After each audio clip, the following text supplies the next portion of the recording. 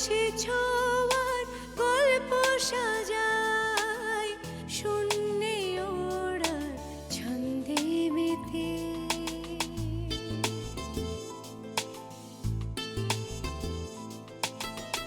আকাশে যে অসীমের ঠিকানায় সে যেন শুধু দৃশ্য সাজায়।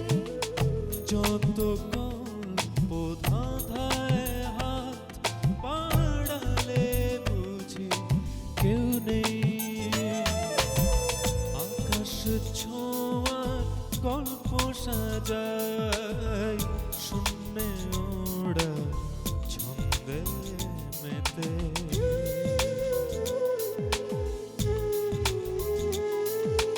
ধাওন্ত তোমার গতি ছুটে চলে অবিচল। আমার আঙিনা প্রজাপতি চঞ্চল।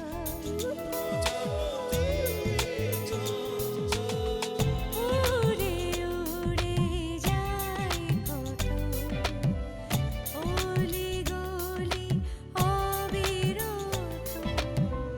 যত কল্প ধাঁধায় মন বাড়ালে বুঝি কেউ নেই। আকাশে ছোঁয়ার গল্প সাজাই শূন্যে ওড়ার ছন্দে মেতে।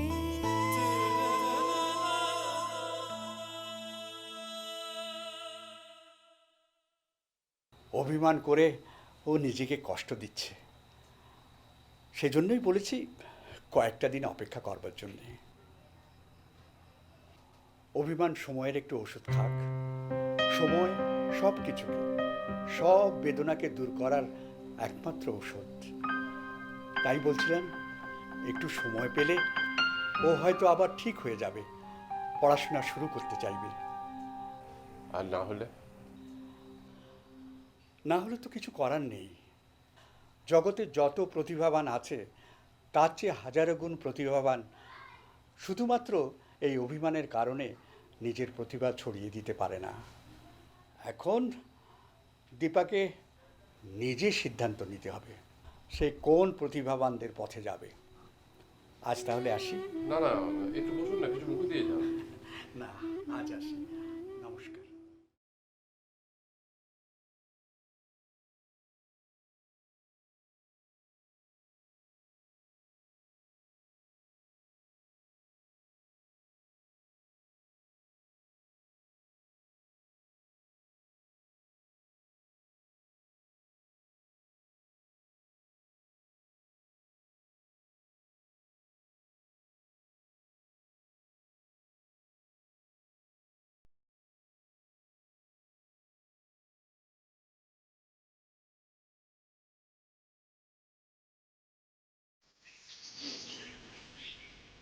এই দিদি, দিদি কি হয়েছে বল। মা বললো তোর নাকি শ্বশুর মারা গেছে। হ্যাঁ, মারা গেছে ভালো হয়েছে, ওই ব্যাটা একটা বদমাইশ লোক ছিল। এই সে যাই ছিল তাতে তোর কি? হয়তো বিরক্ত করবি না, যা ভাগ এখান থেকে। তা করবো না, কিন্তু তুমি বাবা মার সাথে ঝগড়া করেছো কেন? তার কৈফিয়ত তোমাকে দিতে হবে? না তা দিতে হবে না, কিন্তু তুমি এরকম করছো কেন? যা ভাগ এখান থেকে, না হলে লাগাবো একটা চর। তা তো দিবাই, প্রথমে মা বাবা আর এখন আমার আর মিঠুর পালা। আসুক মিঠু, তারপর তোমার সাথে কথা হবে। তা সে কোথায় গিয়েছে শুনি? আসা মাত্র তো তার দর্শন মিলেনি। বাগানে গেছে খেলতে। আচ্ছা দিদি, মা বললো তুমি আর লেখাপড়া করবে না। হ্যাঁ, ছেড়ে দিয়েছি। কিন্তু কেন? এটা কি তোমার উচিত হয়েছে? তোমাকে এত পাকনামো করতে হবে না তো, যাও এখান থেকে। পাকনামো করলাম কই? এই তুই যা তো এখান থেকে, যা ভাগ। ওই যা, যা ভাগ এখান থেকে।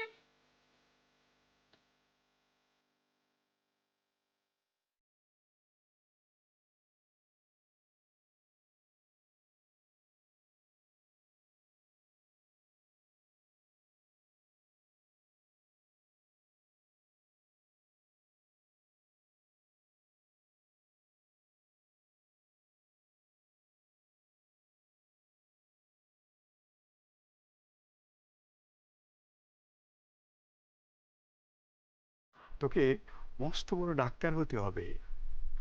জি? হ্যাঁ, স্বপ্নে দেখলাম তুই অনেক বড় ডাক্তার হয়েছিস।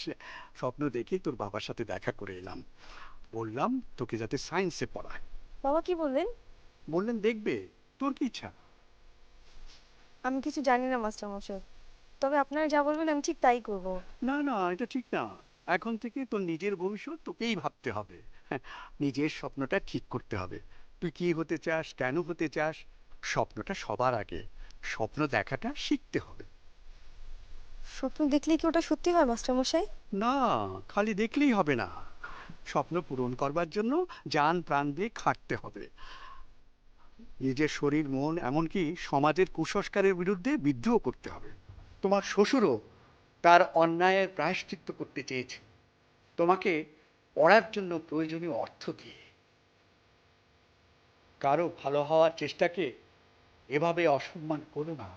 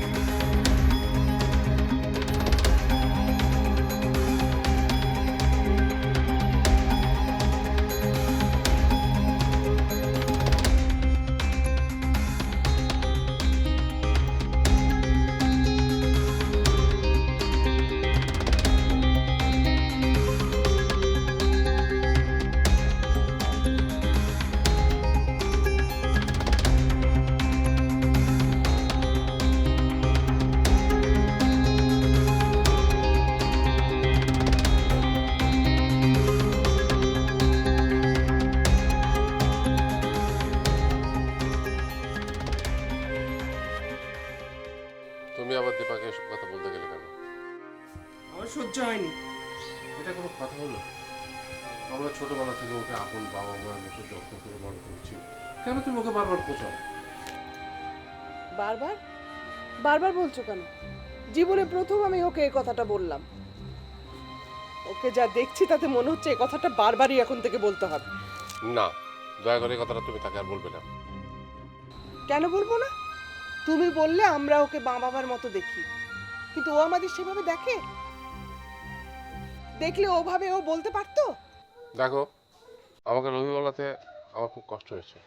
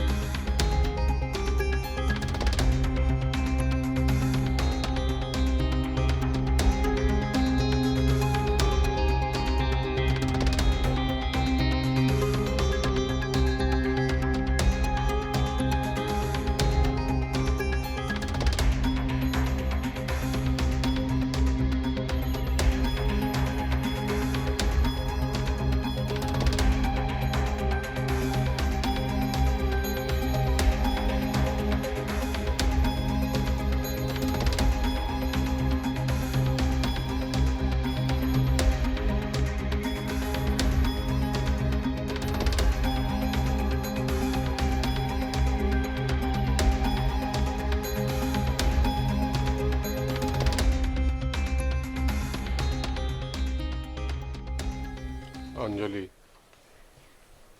জীবনে বাবা নামের যে একটা সুখ আছে সেটা আমি কোনোদিন পাইনি। কোনোদিন বাবা ডাকার সৌভাগ্য আমার হয়নি। এই কষ্টটা আমার বুকে এমনভাবে কেটে বসেছিল, যেদিন দীপার বাবা তার দায়িত্ব নিতে অস্বীকার করলেন সেদিন মনে হলো যে দীপাও যাতে ভবিষ্যতে আমার মতো অবস্থায় না পড়ে শুধু সেই জন্য আমি দীপাকে নিয়ে চলে এসেছিলাম। যে সুখটা আমি কোনোদিন পাইনি সেই সুখটা আমি তাকে দিতে চেয়েছিলাম। আপন বাবার চেয়ে বেশি আদর যত্নে তাকে আমি বড় করেছি, কিন্তু কি লাভ হলো? সম্পর্কের সুতোটা তুই যেভাবে আজকে ছেড়ে দিলে, এই মেয়েটা এরপরে বাঁচবে কি করে? ও লেখাপড়া করবে না, আমাদেরকে আপন মনে করবে না, ওর বাঁচার অবলম্বনটা কি হবে? ওর আবার বিয়ে দিয়ে দাও। কি বলছো তুমি? ঠিকই বলেছি, পড়াশোনা করবে তাহলে তো বিয়ে দেওয়া উচিত।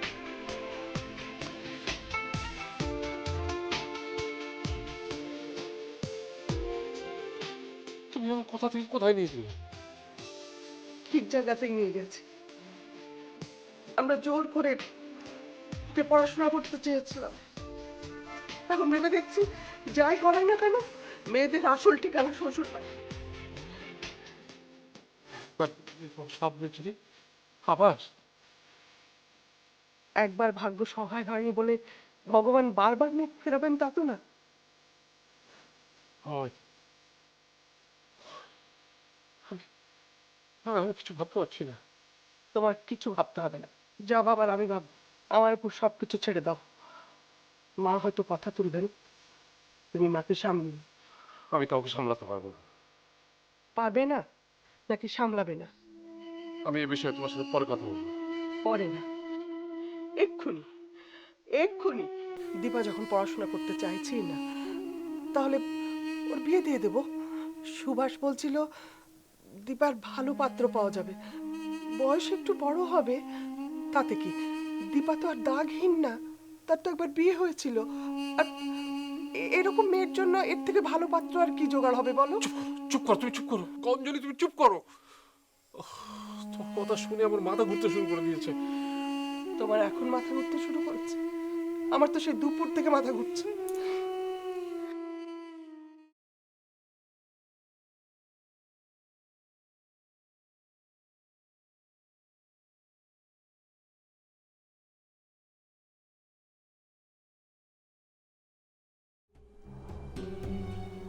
কেন, তোর কি তাড়া আছে নাকি? খামাখা কথা পেঁচিও না, যা বলবে সরাসরি বলো। কি আমার কথা তোর এখন পেঁচানো মনে হয়? আমি পেঁচিয়ে কথা বলি? আমার এই পেঁচানো কথাই তোকে শুনতে হবে।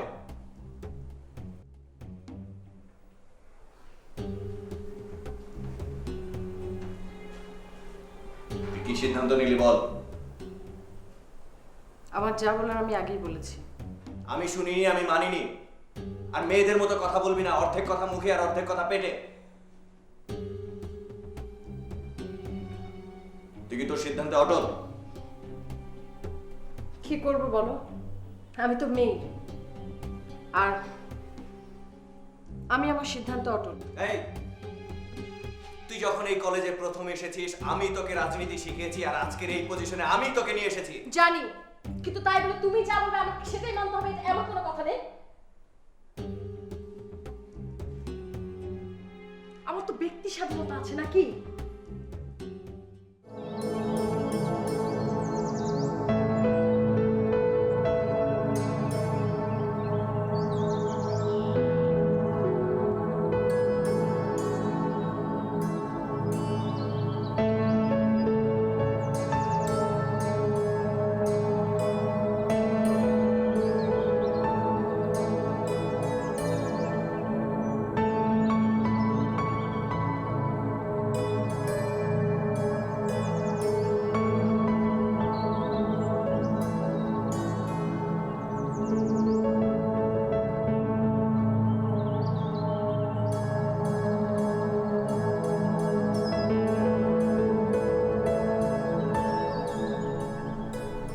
রাজনীতি করতে হলে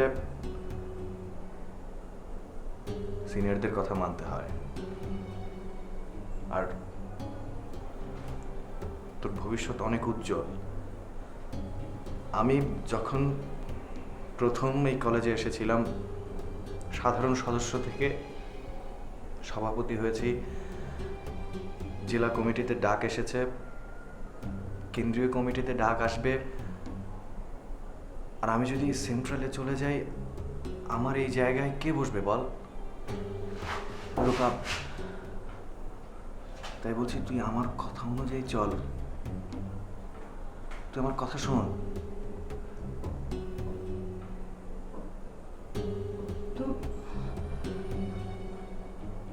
তুমি যা বলছো আমি তো সব মানতে রাজি আছি।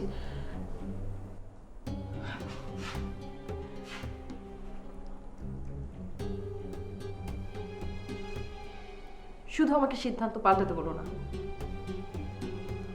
ওটা আমি পারবো না।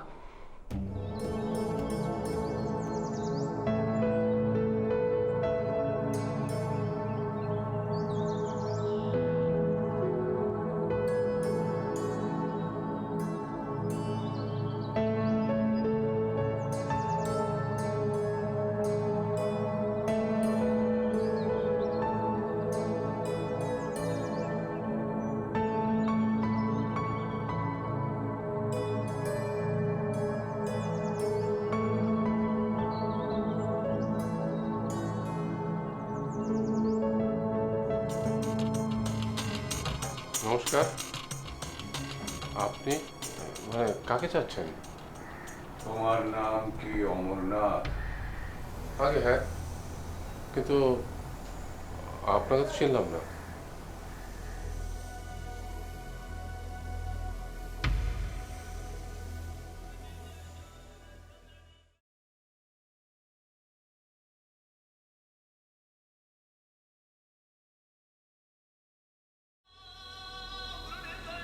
কত বছর বয়সে তুমি চাকরিতে যোগ দিয়েছো?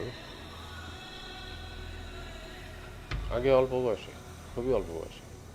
কিন্তু আপনি মানে আপনি কি চান সেটা তো বললেন না। কৌতূহল? স্বাভাবিক। বলবো, সবই বলবো, কিন্তু তার আগে আমার কিছু তথ্য জানা প্রয়োজন। তুমি কি তোমার মাতুলালয়ে প্রতিপালিত হয়েছ? আগে হ্যাঁ, কিন্তু এসব আপনি কেন জানতে চাইছেন? তোমার পিতা? তিনি আমার জন্মের পূর্বেই দুর্ঘটনায় মারা গেছেন। কি ধরনের দুর্ঘটনা? নৌকা ডুবে। তোমার পিত্রালয়ের সঙ্গে তোমার কোনো যোগাযোগ নেই? আগে না, কিন্তু এসব আপনি কেন জানতে চাইছেন? প্রয়োজন আছে অমরনাথ, প্রয়োজন আছে।